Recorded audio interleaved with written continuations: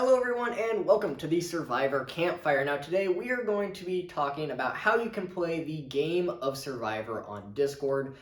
These are usually called Discord Organized Survivors, or as we all call them, orgs. Um, so how do you play an org? How do these orgs work? And also how can you find an org to play in or to spectate? First off, these orgs try to mimic the actual show Survivor. So you start off in tribes, then you go to a merge, and then you have 2-3 people at the end where a jury will vote for a winner. You will have confessionals where you can talk to the host and spectators and just give them your strategy, give them your insight into the game. This is also where you will submit for challenges and for tribal councils where you'll submit your votes. And it's also where you can do a few other things like ask for alliances or idle hunt, but we will get into that a little bit later on into the video. So first off, how do challenges and tribals work? Well, for both challenges and tribal, they last for 24 hours, and we go into 24-hour cycles. 24 hours for challenge, 24 hours for tribal, and as soon as one ends, the next starts. These are also marked by episodes, so just like the show, a lot of orgs will do episodes. You'll see if you watch my recap videos that a lot of these episodes have episode titles. These are typically taken from confessionals, but they can be taken from tribe chats, they can be taken from alliance chats, they can be taken from the tribal. So a lot of time people will try to make it feel real, and they will make actual episodes out of each of these 48-hour cycles. So for the challenges, as I said before, you'll have 24 hours to submit for it and finish the challenge and actually complete it. This is mostly for fairness for all time zones and for schedules. Hosts understand that you have a real life, that a Discord survivor is not going to be your main priority in life, or at least it shouldn't be. Just as it shouldn't be the host's main priority in life either, so have grace to your hosts.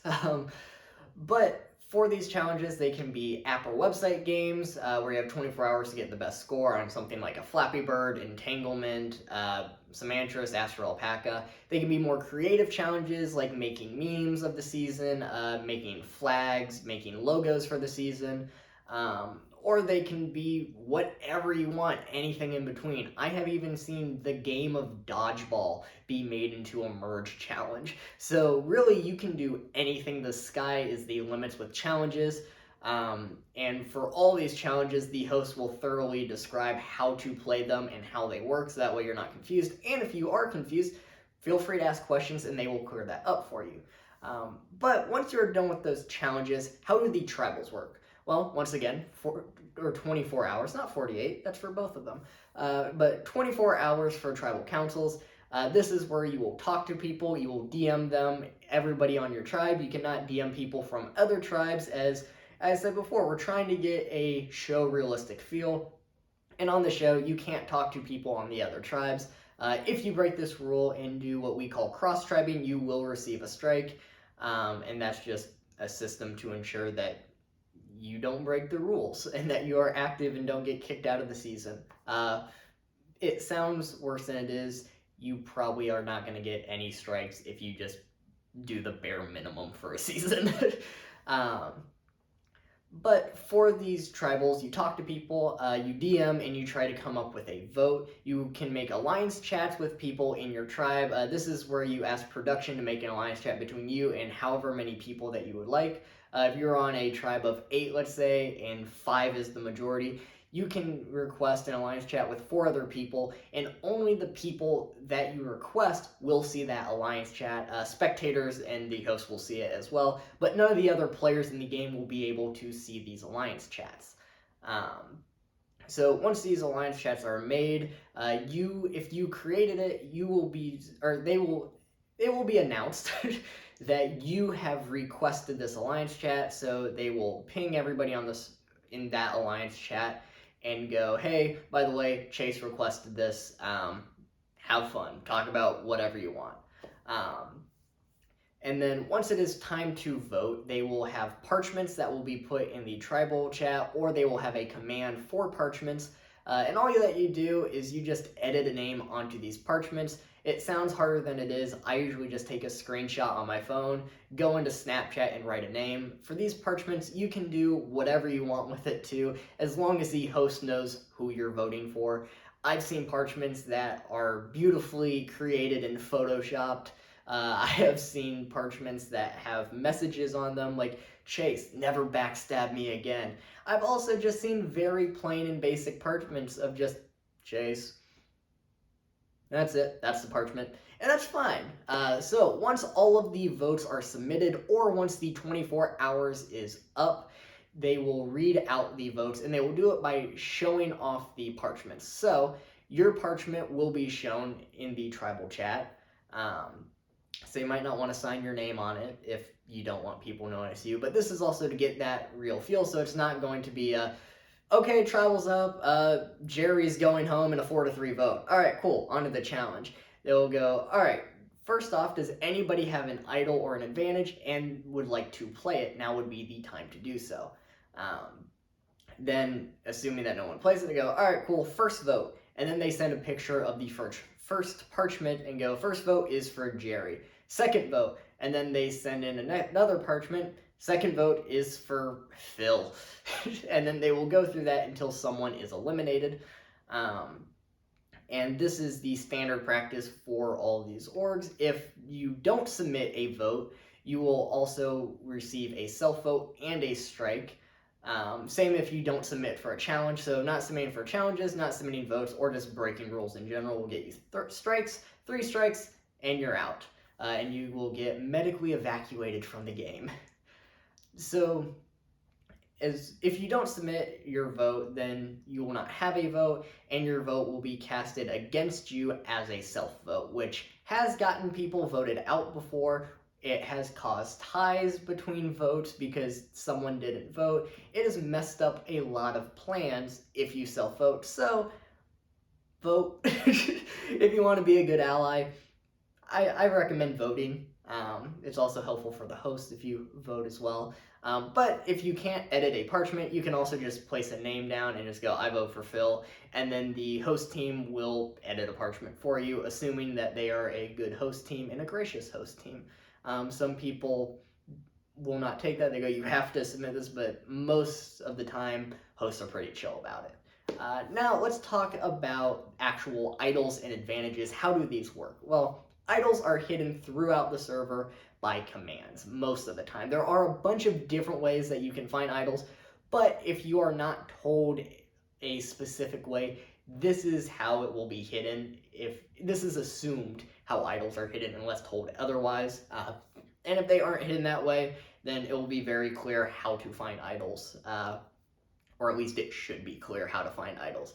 But basically, there is a prefix, usually is a question mark or an exclamation mark, and then a word or 2 words after it. So let's just say that the idol clue is survivor. So it would be exclamation mark survivor, and whenever you type in that command, whatever bot that is being used on the server will pop up a message and say, congratulations, you have found an idol, or congratulations, you have found an advantage, or whatever it is that you found, the bot will let you know that you have found it. Now, if this has already been found, a lot of different production teams have a bunch of different ways of doing it. Sometimes they'll still show up and then they'll go, this item has already been found. Sometimes they will change the message to say there is nothing here anymore. Other times they'll just delete the command altogether. So if you guess it right, you may never know. There are also safaris. These are the other most popular way of doing it. Sometimes these safaris are hidden, and you will find these safaris through the commands just like idols. Other times they will be public for everybody, and the host will just give you the command. Sometimes you can earn this through reward challenges and go, all right, if you win this challenge, you will also have the added bonus of knowing the Safari command. And these safaris are basically choose your own adventure books that lead to idols and advantages and a lot of dead ends. For example, in my season 3, we did a safari in Atlantis. Which also shout out to Johnny, my main man, for making that safari. He did an amazing job on it. But for an example, it might be you walk at the city of Atlantis. You see this beautiful city. Do you want to walk into it, or do you want to explore the ocean surrounding it? I want to walk into the city. I want to see Atlantis. So once you walk in, you go, you are now in downtown Atlantis. In front of you is a statue of Poseidon. Next to it is a manhole cover. If you look off to your left, you will see a museum. If you look off to your right, you will see a casino. Where would you like to go? And then you might go, I want to go to the casino. Oh, there's nothing there. I want to go to the fountain. In the fountain, you see a glint of something, and you reach and grab it, and congratulations, you have found an idol. And then whenever somebody gets to that point, then they will, after that idol has been found, or that advantage, or whatever it is that's hidden, they will go, oh, there's nothing here. You reached a dead end of your safari run for today. And safaris can go in a bunch of different ways, but that's typically how they go. As I said before, if there are other idol hunting systems that a host will use, they will tell you up front how it's used, or you will use a command to find that hidden system about 9 times out of 10. So it should be pretty clear how it works, and if you're ever confused on how the idols work for a particular season, you can always ask the host, how do idols work in this season? You also might be wondering, how do you fake an idol? How do you hide an idol? This is another thing where it is very dependent on the host team. Some people go, just, you can't hide anything. Some people go, you can fake something but not hide it.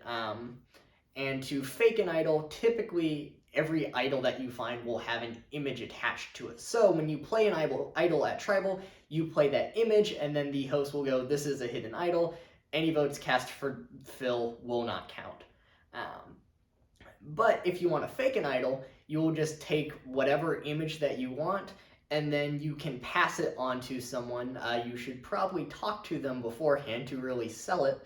But then the production team will go, and if Phil's handing it to Jerry, production will go, Jerry, Phil has just given you this. And then we will send in the picture of whatever picture you choose, and then a message of your choice as well to send along with it. Now, if this idol is faked and Jerry goes, is this a real idol? We can either confirm nor deny. We just go, Jerry handed this to you. Which is why some hosts try not to have fakes in their games, because it can be a nightmare to handle on the production and host side of things, which is why it is very touchy depending on how the season goes. I would recommend, if you plan on faking something, ask the host team, how can I hide idols? How can I fake idols? Sometimes there are advantages where no one can hide an idol or fake an idol unless you have this certain advantage, and then we will allow you to, so that way it's more of a actual fake, and more convincing if you actually earn that advantage. Another easy way to earn advantages is through the Survivor auction. So since we are not actually on the show, a cheeseburger isn't something worth bidding for, because I'm probably eating a cheeseburger while bidding on what I want. So a lot of people will hide items in the auction. So usually an immunity necklace will be up for grabs, and that will just be the challenge. You'll just bid on an immunity necklace, and then you can go covered item number 3, and then under covered item number 3, you can have an idol, you can have an extra vote, you can have a steal vote, or you can just have nothing and be a dick about it. I opt for being a dick about it a lot of the times. I have had auctions where I've had 8 items, and 5 of them have been covered and absolutely nothing underneath, because I can. And it is kind of fun to watch everyone go, no, I got nothing, and then everyone's looking around going, well, someone's got to be lying. We can't all have nothing. This is preposterous. But those are basically how orgs run. For final tribal council, the 2 or 3 people, sometimes 4, depending if it's a really big season. I've done 100-person seasons that have ended in 4-person final tribals, which, yeah, that makes sense. Most of the time, everybody that is all 3 finalists will have a channel to talk and give their speeches, and then all the jury members will have a channel to ask questions. There's a Ponderosa channel where all the jury members can talk freely about the game and strategies. But now that you know how the game works, how can you actually find a game to play in, and how can you join in a game, whether to play or to spectate, and how do you apply? So, how do you find seasons? Well, a good place to start, if I do say so myself, would be on my Discord server, where I host orgs every other month. Usually I host for 39 days straight, then take a month to actually plan the next season and advertise and get other people to join, and then go into the same cycle of then host another one for and then so we do about 6 a year. But if you don't want to wait for another season to happen, whether you find this video and I'm in the middle of one, maybe I just started one and you just missed the deadline, or maybe you just want to watch a little bit first, and then halfway through that season, you're like, all right, I'm ready to play, but this one is going to be for another month and a half before I can actually play. So how do I find another one? Well, a lot of orgs and their hubs have advertisement channels. So if you go to the advertisements channel, whether that's on my server or any other server, there will usually be a long list of different survivors that you can play. There are also other orgs that you might find interesting too. I know there are Big Brothers, Amazing Races, a couple Hunger Games are out there, the Challenge. So you can really find whatever niche you're into. But this is a survivor video. So for the survivors, they will have the dates, they will have the times, they'll have what the season is, the twist, how many people do it, how long it should last, and then you just join the season and then make an application. The applications should be fairly easy to notice. Usually there is a channel that is just dedicated to applications. These are done usually on Google Forms or just in the server itself, where if you react to an emoji, it'll just give you your own channel, and it will be an interview channel, and it will ask whatever questions they want to ask. Sometimes these are shorter, mine are usually shorter. It's basic information: what's your Discord name, what's your time zone, what are your pronouns, how active are you, survivor strategy, basic stuff like that. Some people add in a bunch of other random stuff, but for me personally, I only have like 5 to 10 questions, and it takes less than 5 minutes to actually fill out an application, or at least it should, unless you go into way in detail. But every application is a little bit different. And then after that, you will just wait to be casted. A lot of servers will have check-ins where they have one channel that goes, all right, for everyone who applied, now would be a time to check in and just confirm that you're still good for the season. I usually just DM everybody and you're like, hey, you have been invited to play in the season. I saw that you applied. If you are still wanting to play, just let me know that you accept whatever name you want to be called during the season and your pronouns, and then you're good to go. So everyone does it a little bit differently, and also all of these things that I've been saying about orgs have been general rules. Every org is a little bit different. Every season is also a little bit different, even within the same org, and some franchises change over time. I know I've had a few rules change over my 5 seasons, especially through a lot of learning errors and mistakes. But that is how orgs work.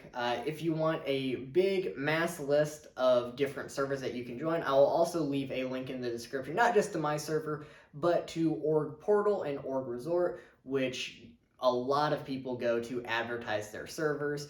And if you have any questions about orgs in general, maybe something that I missed or skipped over, or if you're like, okay, I think I get the gist of it, but how does this one particular thing work? Feel free to leave a comment down below and ask a question. If you want a more in-depth answer, you can join the server or my server, and then just DM me. My name's Chase. I have the owner role. I'm the only one with it, so it should be pretty easy to find me. My name's in purple. I'm a host on the server. And yeah, if there's more stuff that you want to see in the future, maybe some tips on how to play, tips on how to host, also leave a comment below, and I might just make a video on it, as I will be reading all of these comments. So, thank you for watching this video. I hope you guys enjoyed. I hope you all have a great day.